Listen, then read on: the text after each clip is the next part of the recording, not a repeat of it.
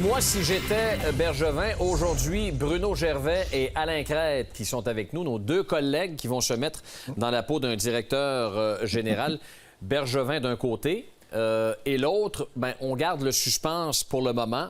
Et Bruno, tu vas camper le rôle donc de Marc Bergevin. Et, et on rappelle aux téléspectateurs là, que l'expression « moi, si j'étais Bergevin », on l'entend souvent. Moi, si j'étais Bergevin, j'échangerais un tel pour un tel. Facile à dire comme ça. Vous faites quoi pour être beau de même, M. Bouchard? C'est des choses qu'on entend souvent. Pas vraiment. Non? Alors, Bruno, Marc Bergevin doit magasiner quoi? Il veut quoi?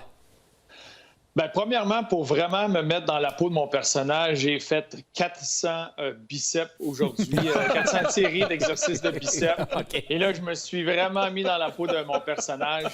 Si je suis le Canadien de Montréal, j'ai besoin d'améliorer facette, c'est de marquer des filets.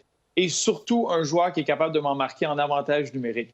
Quand on cumule les deux dernières saisons, le Canadien est 30e dans la Ligue nationale avec autour de 15 %. Ce n'est pas assez bon.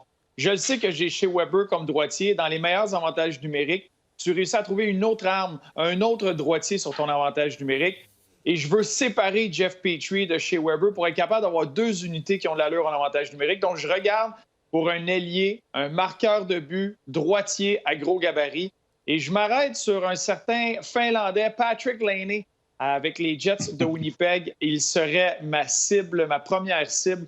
Un joueur très intéressant, un jeune joueur qui a un talent. Quand tu regardes les talents à travers la Ligue nationale, un joueur qui serait capable d'en marquer 50, c'en est un des rares. On regarde dans les dernières années, depuis qu'il est rentré dans la Ligue, il est 7e au niveau des buts marqués, derrière les Pasternak et les Ovechkin, etc. Donc, c'est un excellent joueur. Mais je le sais que les Jets sont dans une situation difficile au niveau salarial, déjà beaucoup d'argent de commis. Et je veux contacter mon ami Cheveldayoff. Et ma première offre, Yann, je vais y aller avec ma première offre. Oui. Je le sais que les Jets de Winnipeg ont besoin de s'améliorer à la défense. Ils ont perdu des gros défenseurs droitiers dans les dernières années en Big Buff, en Myers, en Trouba. Donc, je veux l'aider dans cet aspect-là de son jeu. J'y offre Josh Brook, un gros défenseur qui patine comme le vent, un jeune espoir. Le désavantage numérique des Jets de Winnipeg a été atroce la saison dernière, donc je leur offre un joueur qui est capable de jouer sur un désavantage numérique en Noah Jolson, un ancien choix de premier tour, qui revient de ses problèmes de santé, qui devrait être en santé pour le prochain camp de sélection, qui peut amener cet aspect-là. Et je lui retourne un joueur qu'il connaît bien, qui ne coûte pas trop cher, en Yoel Armia, 2,6 millions de dollars.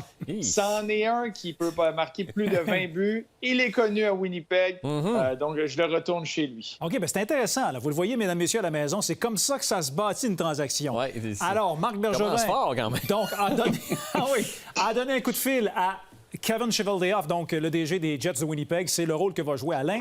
Alors, Kevin Cheveldayoff, Alain, tu reçois, ou Kevin Cheveldayoff reçoit cette offre-là. On réagit comment? On peut pas vraiment accepter ça, hein? Pour relancer Bruno, comme je suis Kevin Cheveldayoff et que je suis à Winnipeg, je me suis abonné à Netflix parce que les nuits sont longues. J'ai sorti mon manteau de poil parce qu'il fait moins 25 l'hiver. Écoute, je prends note de l'offre de Bruno Bergevin, mais vous vous en doutez bien, ça va être un non catégorique. Écoutez, regardez l'alignement que j'ai. Là, Bruno parlait tantôt des contraintes salariales des Jets de Winnipeg. Contrairement à ce que beaucoup de gens pensent, je suis pas si coincé que ça. J'ai 15 millions d'espace sur ma masse salariale en prévision de la prochaine saison. Et j'ai Brian Little qui représente un cas douteux qui risque de se retrouver sur la liste des blessés à très long terme, ce qui fait que je pourrais dégager un autre 5 millions là. Mais j'ai quand même des besoins, Bruno l'a souligné, et effectivement, j'ai 4 joueurs de centre qui vont être agents libres et j'ai 4 défenseurs gauchers qui vont être agents libres. Alors évidemment, ce sont des besoins que j'aimerais combler si jamais je décidais de me départir de Patrick Laine, parce que ça aussi, c'est loin d'être certain que Patrick Laine, là, je ne l'offre pas, il n'est pas sur le marché officiellement, Patrick Laine. Là. Alors, moi, j'ai des besoins au centre. J'ai Scheifele au centre, 27 ans. Ensuite, j'ai Wheeler qui peut jouer au centre à l'aile, mais qui a 34 ans. Et les autres joueurs de centre là, chez les Jets, là, c'est Mathieu Perreault, Adam Laurie, Andrew Copp, Cody Aikens. Bon, voyez le type de joueur, là. Ouais. Alors, moi, je veux avoir un joueur de centre qui va évoluer sur mes 2 premiers trios dans la Ligue nationale. Même chose à la défensive. J'ai 4 défenseurs gauchers qui sont agents libres. Et là-dessus, là, tu as Nate the Great Beaulieu et tu as Kulikov également qui va être agent libre et à qui j'ai pas l'intention de faire d'offre de contrat. Alors, voici ce que je propose à Bruno Bergevin. Moi, je veux Nick Suzuki et Alexander Romanov en retour des services de Patrick Laine. Ouais. Si vous voulez, je peux vous expliquer tout de suite là, qu'est-ce qui motive mes demandes. Vas-y. D'abord, il l'a dit tantôt, Bruno, Patrick Laine, on parle d'un gars qui peut potentiellement marquer 50 buts dans la Ligue nationale. Du été de la pandémie et de l'arrêt des activités, il y aurait eu une 4e saison de 30 buts cette année dans la Ligue nationale. Il a 22 ans. Ça veut dire qu'il lui reste encore un 10-12 ans devant lui dans la Ligue nationale. C'est un ailier de 6 pieds 5 pouces, plus de 200 livres, le genre d'attaquant qui fait rêver toutes les équipes de la Ligue nationale de hockey.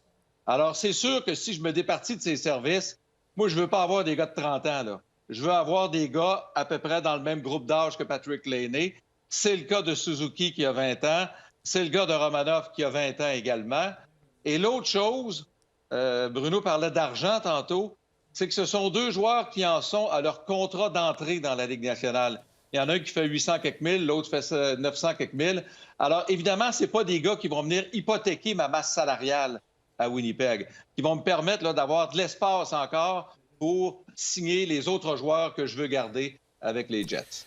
OK, intéressant. Bruno, donc, Bergevin dit « Je veux frapper un grand coup pour aller chercher un gros attaquant ». Il fait quoi de cette offre-là?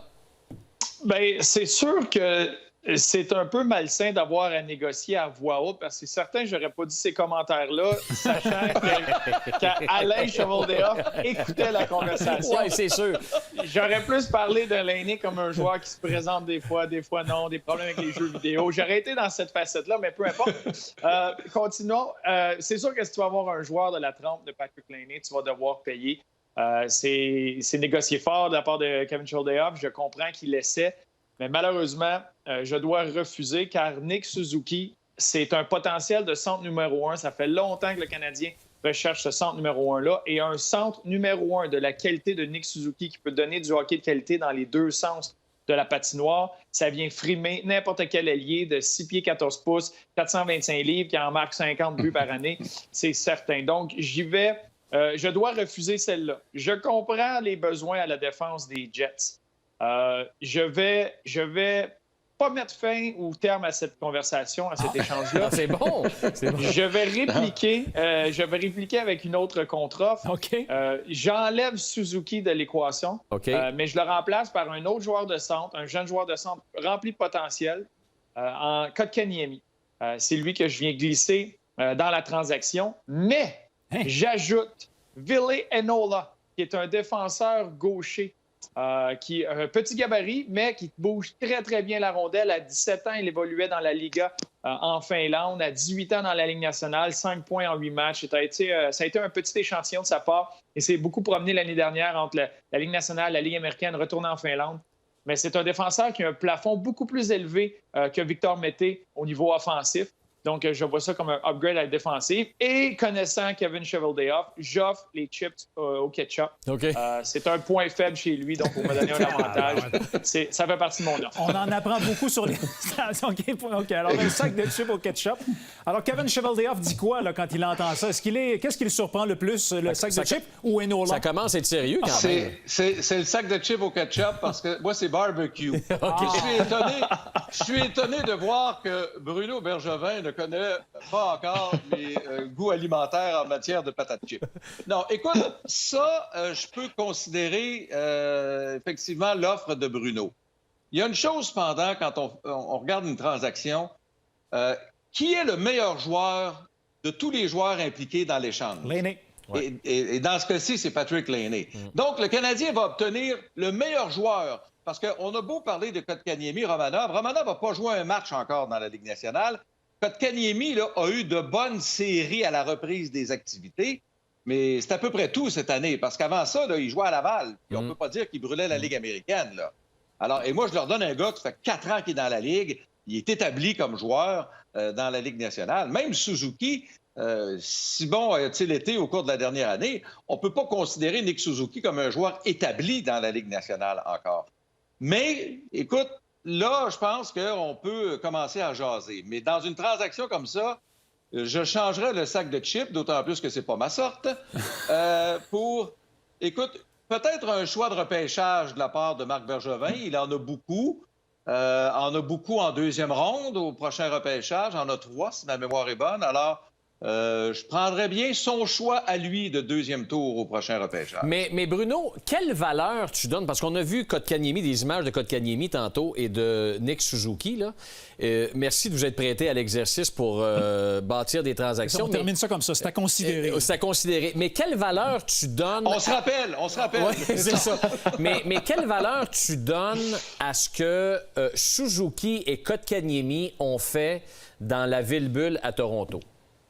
Ça a une bonne valeur parce que c'est de réussir à voir la courbe de progression de ces joueurs-là. Et c'est tout le temps le défi que les équipes vont avoir, c'est d'être capable de projeter dans le futur quel genre de joueur, quel genre de développement. Et c'est pas une science exacte. C'est très difficile à juger selon le caractère de la personne, selon son développement, la situation. Est-ce qu'il a atteint son apogée ou est-ce qu'il y reste de l'espace pour s'améliorer et être capable de s'implanter dans la Ligue nationale? À chaque fois que tu vois un jeune joueur faire des pas de géant, comme les deux ont fait pendant les séries éliminatoires, ça devient très intéressant de penser, bon, bien, voici, il continue d'aller dans la bonne direction. Il va pouvoir être ce joueur-là éventuellement. On voit le développement. C'est le risque que les joueurs prennent. C'est pourquoi c'est si difficile pour les dépisteurs, parce qu'ils ont des petits échantillons pour des joueurs dans des situations différentes. Regardez un gars junior, regardez un gars au championnat du monde junior, au universitaire, c'est difficile. Tu essaies de le projeter dans la Ligue nationale. Là, ces deux gars-là ont fait une progression dans la Ligue nationale. C'est des joueurs qui ont connu des saisons-là. Donc, ça amène une valeur, c'est certain. Et Alain, aujourd'hui, en entrevue avec Chantal Maccabé, Jeff Molson a concédé le fait qu'il n'y avait pas de gros attaquants capables de marquer beaucoup de buts avec le tricolore. Et il a même dit que Bergevin et ses acolytes là, au sein de l'organisation avaient établi une liste de joueurs intéressants, peut-être à cibler éventuellement pour aller chercher via une transaction, peu importe. Est-ce que tu crois sincèrement que Laine fait partie de cette liste-là, toi? Écoute, peut-être, parce que je lisais, là, si je sors de mon rôle un peu, je lisais les journaux de Winnipeg là, pour me préparer pour la chronique.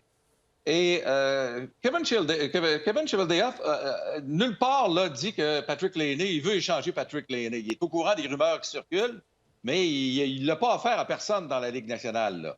C'est sûr que, bon, ils ont des petits différends, l'organisation et Laine, sur le rôle que Laine devrait jouer avec les Jets de Winnipeg. Mais Cheveldayoff a été clair. Si jamais, et il insiste sur le si, j'échangeais Patrick Laine, ça va être pour faire un coup de circuit. Alors, tu donnes un attaquant là, de 22 ans, de ce gabarit-là, qui marque des buts, tu t'attends en retour à avoir des joueurs qui ont un potentiel quand même assez grand. Là. Alors, mais pour le moment... c'est sûr que Laine doit figurer sur la liste parce que, il y en a pas beaucoup des comme lui là, qui peuvent être disponibles. Là. Et en tout respect pour les Franco-Manitobains qui nous regardent, on s'entend-tu pour dire que ça doit pas faire la file chez les joueurs autonomes pour aller jouer à Winnipeg? Oui. Ça, c'est un bon point que tu apportes, Yannick, parce que également, dans l'article que j'ai lu, même que les Jets vont faire des offres à des joueurs autonomes au cours des prochaines semaines. Mais, tu sais, là, ça prend des gars qui ont des clauses de non-échange, non-mouvement, parce qu'il n'y a personne qui va aller jouer à Winnipeg. Alors, c'est sûr que ça limite un peu le potentiel là, du côté des Jets de Winnipeg. Mais si vous me permettez, messieurs, j'ai un téléphone ici. Hi, Joe Sakic! How are you, Joe? Oui. Patrick Laine. Oh, yes, of course. Patrick Laine. Alors, oui, ça va peut-être aller faire un tour du côté du Colorado. Et merci beaucoup, messieurs, de vous être prêtés à l'exercice. C'est très intéressant. Salut, les gars. On en a appris beaucoup. Allez, là. Bye, bye. Parfois, un sac de chips, ça peut faire basculer ou pas une transaction. Ça prend bonne sorte, par exemple. Eh oui. Au retour, hockey 360.